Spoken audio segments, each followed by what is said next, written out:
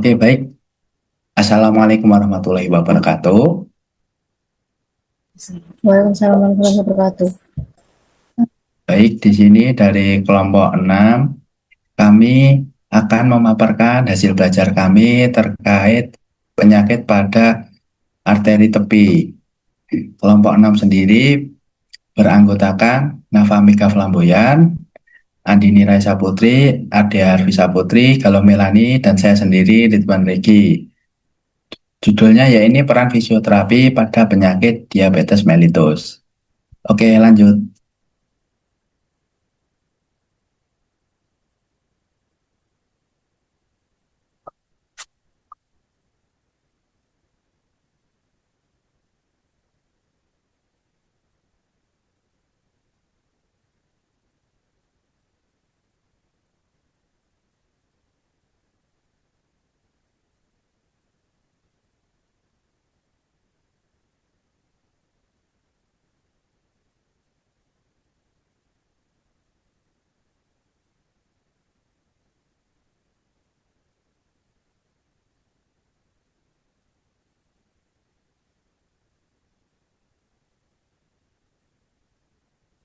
Oke, baik, di sini masuk pada pengertian diabetes. Diabetes mellitus sendiri adalah gangguan metabolisme kronis di mana tubuh tidak mampu mengatur kadar gula, khususnya glukosa, dalam darah dengan tepat, baik karena sensitivitas yang buruk terhadap protein insulin atau karena produksi insulin yang tidak memadai oleh pankreas. Diabetes mellitus sendiri bukanlah kondisi dengan angka kematian yang tinggi, namun diabetes mellitus dikaitkan dengan banyak komplikasi sistemik yang mempengaruhi berbagai bagian tubuh, sehingga menjadi faktor resiko penting untuk sejumlah penyakit tidak menular yang menciptakan beban disabilitas yang tinggi dan menyebabkan penyebab kematian lainnya. Oke, lanjut.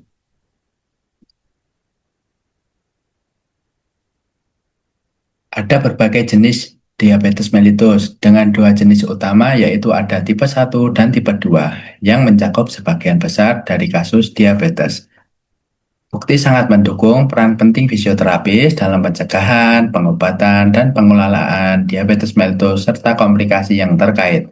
Pengelolaan fisioterapi termasuk resep latihan dan edukasi dapat membantu meningkatkan partisipasi pasien dan menjaga kesejahteraan fisik. Hal ini dapat berdampak signifikan pada aktivitas kehidupan sehari-hari dan kualitas hidup terkait kesehatan mereka.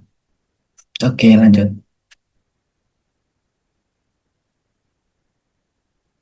Baik, sekarang masuk pada anatomi dan fisiologi yang terkait. Yang pertama ada pankreas, khususnya pada pulau Langerhans, berperan penting.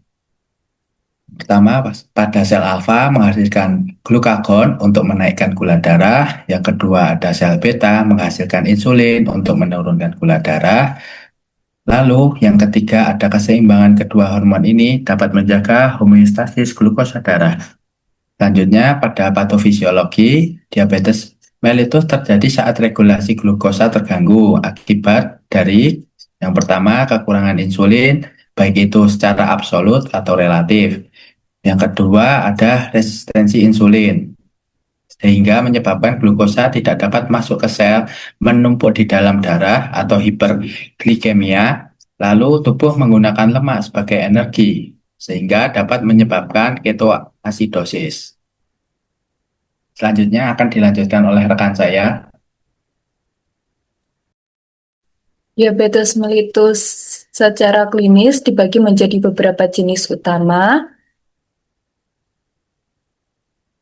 yaitu satu, diabetes mellitus tipe 1 merupakan 5-10% dari seluruh kasus. Penyebab utamanya yaitu proses autoimun yang menghancurkan sel beta pankreas, sehingga terjadi defisiensi insulin absolut.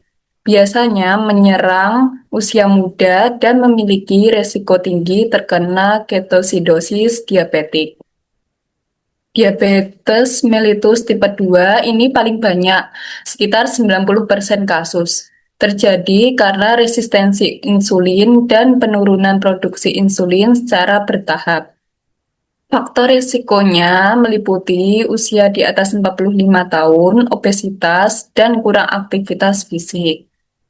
Yang ketiga, diabetes mellitus gestasional, yaitu terjadi selama kehamilan, terutama di trimester 2 dan 3.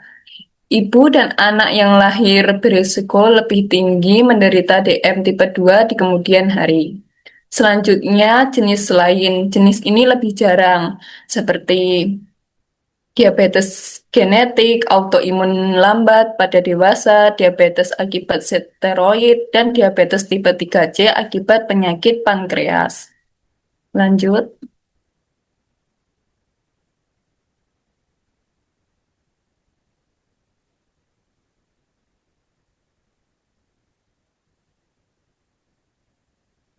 Masalah diabetes ini bukan lagi kecil. Menurut data terbaru dari prevalensi global tahun 2024 mencapai 589 juta orang atau sekitar 1 dari 9 orang dewasa di dunia menderita diabetes. Diproyeksikan dari tahun 2050 akan meningkat menjadi lebih dari 853 juta orang.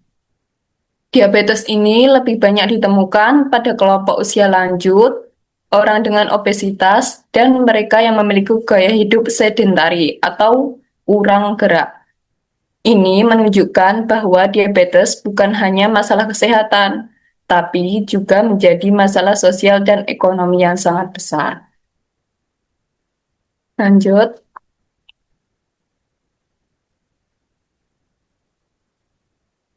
Komplikasi. Yang paling berbahaya dari diabetes ini adalah komplikasinya. Komplikasi diabetes dibagi menjadi dua kelompok besar. Satu, komplikasi mikrovaskular, yaitu kerusakan pembuluh darah kecil. Neuropati, yaitu kerusakan saraf. Nefropati, kerusakan ginjal. Retinopati, gangguan penglihatan yang dapat menyebabkan kebutaan dan gangguan pendengaran serta disfungsi seksual. Untuk yang kedua, komplikasi makrovaskular, yaitu kerusakan pembuluh darah besar. Bisa penyakit jantung koroner, stroke, penyakit arteri perifer, yang dapat berujung menjadi amputasi. Selanjutnya, teman saya. Selanjutnya ada gambaran klinis, yaitu ada gejala klasik, yaitu satu, haus berlebihan atau polidipsia, yang kedua sering buang air kecil atau poliuria, yang ketiga ada lelah, yang keempat luka sulit sembuh, yang kelima infeksi berulang. Selanjutnya ada gejala tambahannya, yaitu kesemutan, penglihatan kabur, penurunan berat badan, terutama pada diabetes mellitus tipe 1.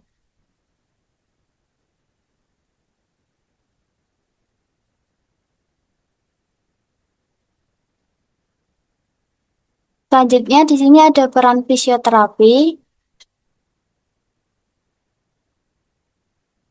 Peran utama pada fisioterapi yaitu terapi utama khususnya ada exercise, terapi tambahan ada modalitas dan edukasi, dan ada pencegahan komplikasi. Tujuannya adalah meningkatkan sirkulasi darah, mengurangi nyeri atau claudication, meningkatkan kemampuan berjalan, mengontrol gula darah, dan meningkatkan kualitas hidup. Penanganan pasien harus melibatkan 1 dokter, 2 fisioterapi, 3 perawat, 4 nutrisionis, dan lain-lain. Fisioterapi berperan dalam yang pertama ada asesmen, yang kedua program latihan, yang ketiga ada edukasi pasien, dan yang keempat ada pencegahan komplikasi.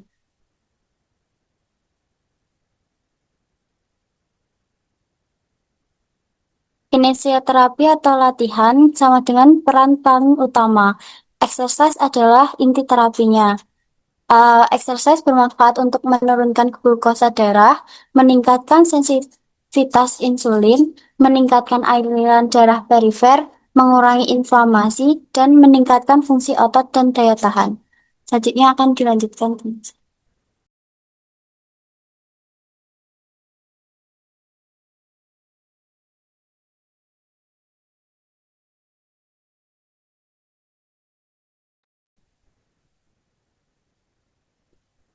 Baik, pada slide ini kita akan membahas beberapa jenis intervensi fisioterapi pada pasien, khususnya pada kasus PAD.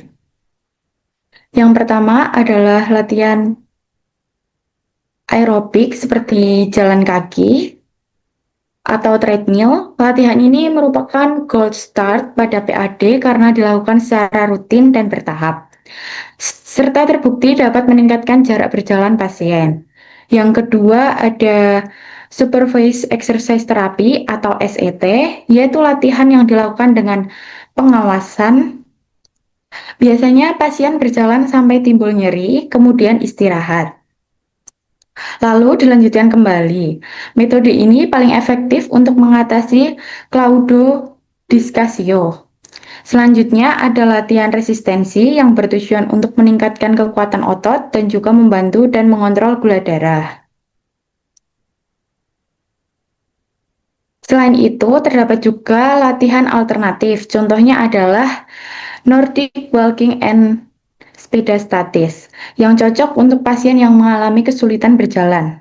Kemudian ada home based exercise, yaitu latihan yang dilakukan di rumah, biasanya menjadi alternatif jika ada pengawasan langsung, namun tetap efektif jika dilakukan secara rutin dan konsisten. Dan fisioterapi juga memiliki peran penting dalam mencegah komplikasi. Beberapa komplikasi yang dapat dicegah antara lain yaitu neuropati diabetik, ulkus kaki, penurunan mobilitas, hingga amputasi. Pencegahan ini dilakukan melalui beberapa cara, yaitu dengan latihan, edukasi kepada pasien, serta perawatan kaki atau foot care.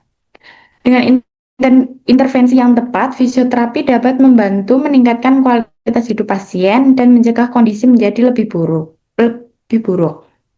Selanjutnya akan dilanjutkan oleh rekan saya.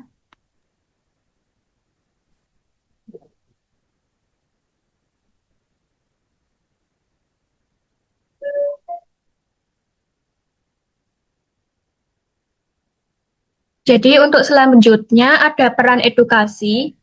Fisioterapis ini bisa memberikan edukasi berupa edukasi aktivitas fisik, edukasi gaya hidup sehat, edukasi perawatan kaki.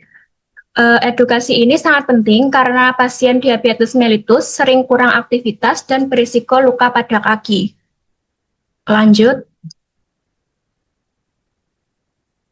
Modalitas fisioterapi tambahan sebagai pelengkap. Pertama ada pneumatic compression yang bisa meningkatkan sirkulasi, ada TENS ultrasound yang bisa mengurangi nyeri, hiperbarik oksigen yang bisa membantu penyembuhan luka, overloading bisa mengurangi tekanan kaki. Selanjutnya untuk mekanisme kerja fisioterapi sendiri itu ada untuk meningkatkan oksigenasi jaringan, meningkatkan nitrik oksida atau vasodilatasi, meningkatkan metabolisme otot, dan mengurangi inflamasi. Lanjut.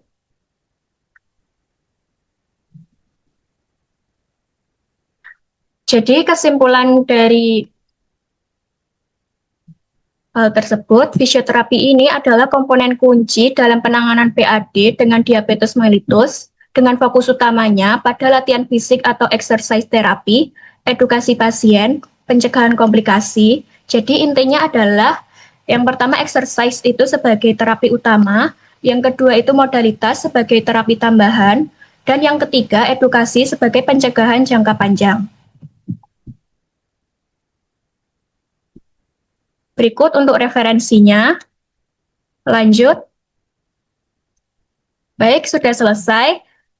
Untuk itu apakah ada yang ingin ditanyakan atau didiskusikan?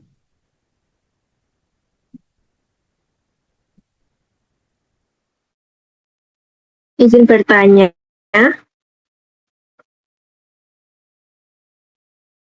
Ya, silahkan. Boleh. Mengapa edukasi pencegahan primer DM tipe 2 kurang ditekankan dalam fisioterapi? Sudah.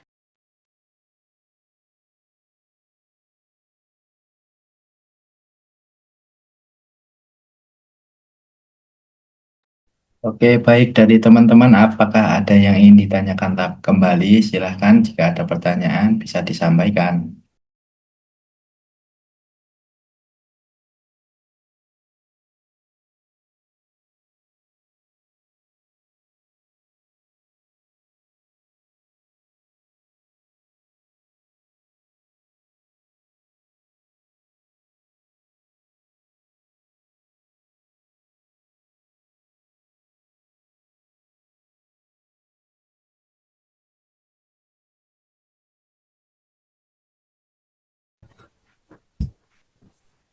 Izin bertanya, Baik, dipersilahkan. mengapa exercise terapi disebut sebagai terapi utama fisioterapi DM, padahal banyak pasien obesitas dan memiliki keterbatasan mobilitas? Apakah sudah bisa dimengerti? Sudah, terima kasih atas pertanyaannya. Ya, Izin tanya, Baik, dipersilahkan. seberapa kuat peran fisioterapi dalam mencegah komplikasi seperti amputasi?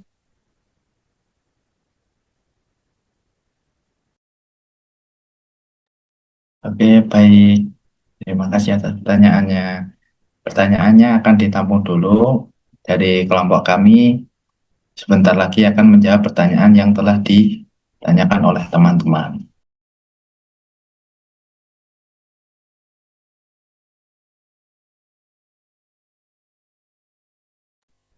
Oke, untuk pertanyaan yang pertama dari teman-teman, saya izin menjawab untuk pertanyaan mengapa edukasi pencegahan primer diabetes mellitus tipe 2 kurang ditekankan dalam fisioterapi. Jawabannya yaitu karena penanganan komplikasi prevalensi diabetes mellitus sudah sangat tinggi. Padahal fisioterapi berpotensi bisa mencegah DM tipe 2 melalui promosi aktivitas fisik dan perubahan gaya hidup pada pada obesitas dan gaya hidup yang sedentari.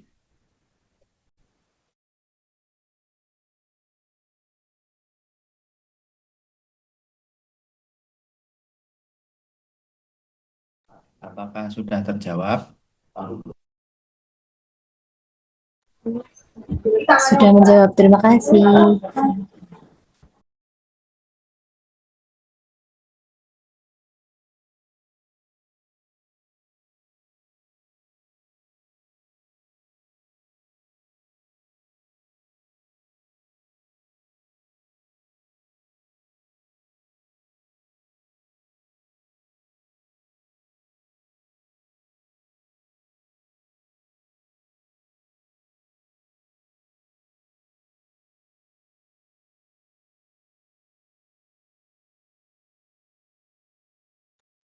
Baik, saya ingin menjawab pertanyaan dari Nazwa Vita.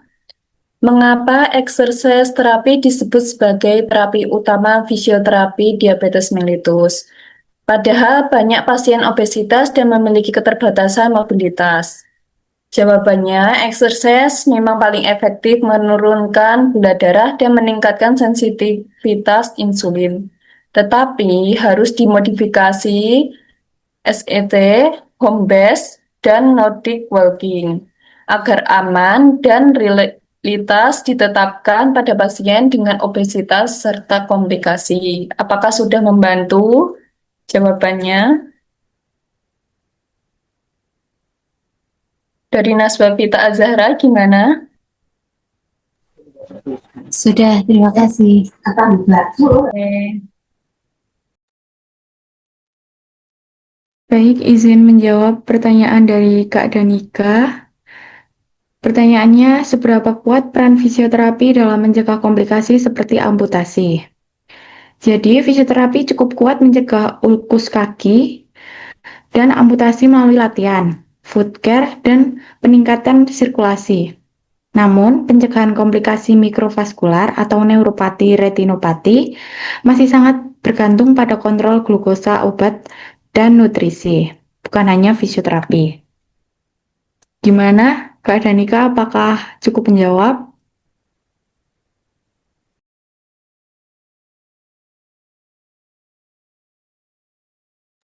Ya, sudah.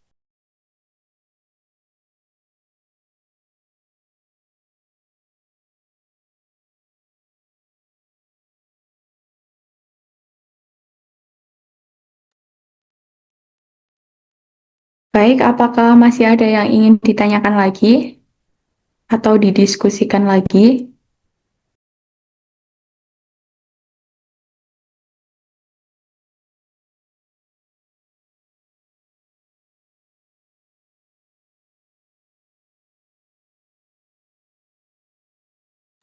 Sudah cukup.